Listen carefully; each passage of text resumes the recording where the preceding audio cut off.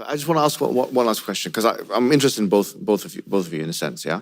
I said that, from a Muslim perspective, the question that we're asked to ask is, bring the evidence, yeah? If I were to bring reasonable evidence, which would satisfy some kind of probabilistic reasoning, that the Prophet Muhammad, we believe is the final prophet, right? That he was a true prophet, would you be willing to become a Muslim? I wouldn't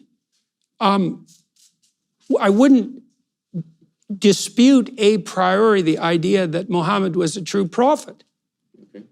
But I don't understand what that means. So obviously, so this is the way I'm going to look at this psychologically again. It's people are granted revelations, and it's obviously the case, let's speak empirically, that the revelation of Muhammad united a fractious society. And so it was a uniting revelation. Now, how to conceptualize, but it's not a universally uniting revelation, at least not yet or not now, because we're not all united. So why? Well, maybe we didn't understand the revelation properly. That's one possibility. Is the presupposition what you're saying, that unity is the ultimate objective? Well, not exactly, because then you have the problem of uniformity that you pointed out. Even the idea of unity itself. I mean, is there Well, we talked about, okay, so unity is a great, just to be clear, I believe that unity is a great objective, but I don't think it's the all-defining one. For example, if there is an injustice that is so great that disunity is more appropriate, then I can imagine situations where disunity is probably better than unity. Right. I'm sure you can as well. For example, like in the Soviet Union. That would be a false unity in some sense, exactly. Right? So that's what we're talking about. Well, that's why you wanted to address the elephant under the carpet right away. Exactly. We can't have a false peace. Exactly. And we can't incorporate things we can't yet incorporate. Yes. The reason why I'm bringing this to your attention is because I feel like it's my duty as a Muslim, especially in the mosque, right, to tell you that as Muslims, we believe that the previous dispensations, as they were, like Christianity and Judaism, they are part of our faith, in a sense. Not in the sense of believing the doctrines and all of that kind of thing. Like, we obviously don't believe in original sin or the resurrection, the crucifixion, all this kind of thing. We don't believe in any of that. Or the Trinity, of course. But in the sense that we do believe in Jesus Christ, we believe in all of the Old Testament prophets, most of them, if not all of them, Abraham, Moses, Jesus, and so on. And we believe that each prophet was sent with two things: the message, which is to believe in worship in one God, and some kind of evidence to indicate their truthfulness. So with, for example, Moses and Jesus, we know what their miracles are, splitting the sea, and we believe that actually happened historically, right? We have no qualms with that. We don't have this kind of materialistic viewpoint on the issue. With Muhammad sallallahu alaihi wasallam, we believe that because he was sent to all of humanity, he had to have an evidence base that would satisfy not just the eyes. In other words, it wouldn't be just something that could be witnessed. It would be something that can be interrogated and scrutinized for all times and places. So it would be an auditory revelation. In this case, it's the Quran. The Quran means a recitation, yeah? So the central message of the Quran is tawheed, or the idea of worshiping one God and believing in one God, as we've mentioned. But there is an attempt in the Quran to challenge, like, for example, there's something called the falsification test, or the inimitability test. The Quran says, for example, that try and find a contradiction within the Quran. Had it been from other than God, لَوَجَدُوا فِيهِ اخْتِلَافًا كَثِيرًا, would have found in it many contradictions. This inimitability challenge is to produce something as sophisticated as it, in terms of the linguistic composition, as well as the structural component. This is very interesting because now even Western academics like Angelica Neuris and others have said that this challenge has not been met. It's a German Orientalist. She's recently said this. So this is another thing. And then you have a range of prophecies, for example. Like if you look at Deuteronomy chapter 18, verse 21, it's mentioned in the Bible that one of the hallmarks of a true prophet is that, or a false prophet, is that when they talk about the future, that it will be false. But the Quran makes very specific prophecies about the future. For example, in chapter 30, verse 2 to 4, it says, غُلِبَتِ الرُّومُ فِي أَدْنَى الْأَرْضِ وَهُمْ مِنْ بَعْدِ غَلَبِهِمْ سَيَغْلِبُونَ.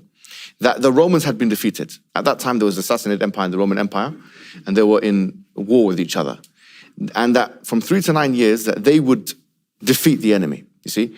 It gave very specific timelines. It gave very specific, and this was a very risky type of prediction, because if you got it wrong, then it would endanger and undermine the entire prophethood of the Prophet Muhammad. But it did happen. And in fact, you'll find historical things which are not even in the Quran. Rome was defeated? that the Romans had been defeated by the Persians in a battle. Yeah, okay.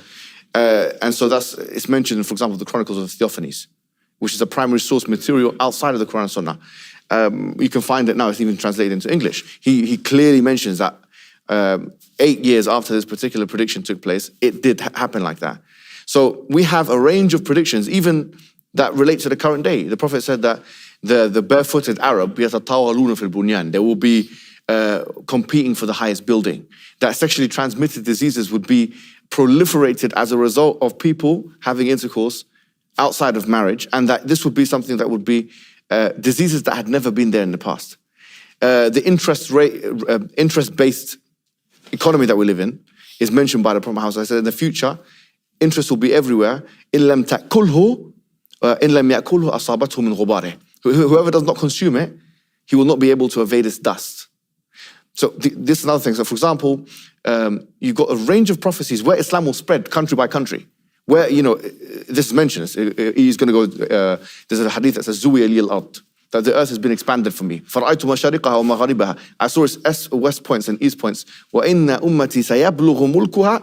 And my nation will reach its points, مَا زُوِيَ لِي مِنْهَا, what was projected, and it's saying east and west. If you look at the Islamic expansion, Barnaby Rogerson, who is a historian, he said that the similitude of the Muslims going eastward and westward and conquering the amount of countries that they conquered in that early period, which you can read in the book that I've given you, is like Eskimos taking over Russia and America. That's what he said, Barnaby Rogerson. On the point of prophecies, even people like Edward Gibbons, they agree that the prophecies of the Quran had been met. So I have to ask. Yeah. So I don't understand the question exactly. He wants to know if you'll convert to Islam. No, I'm saying that, no, that wasn't. That's the question. Well, look, I would say to some degree, it's not up to me. No, but my question was, just to remind you, the question was, if I gave you evidence that would satisfy a certain level of probabilistic... No. So you wouldn't? No, because that isn't how I evaluate the situation. How would you evaluate it?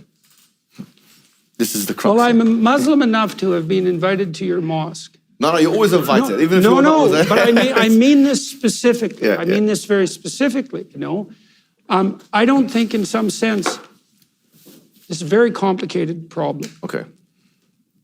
When people meet me on the street, they'll say things like, I met a couple of Orthodox Jews in New York, and they said to me on the street that they call me rabbi, which was it's a hell of a thing to hear, And then I have Muslim people who are listening to my biblical lectures, and more than that, by the way. Yeah. Yes, more than that. And they say, well, Peterson doesn't know it yet, but he's really a Muslim, and that's very that's an honor, Just like it was an honor to be approached by these Orthodox Jews, and that hasn't only happened once. And I've had lots of correspondence with people, and the same thing has happened with the Orthodox Christians, and to some degree the Catholics, and lesser so the Protestants. And so I don't know exactly what to make of that. We talked about this a little bit, and let's talk about proof. Well, for me, the proof of faith is the attractiveness of its adherents. And that's something to think about, right? Well, are you a shining example of the Muslim faith? Well, how hard do you shine?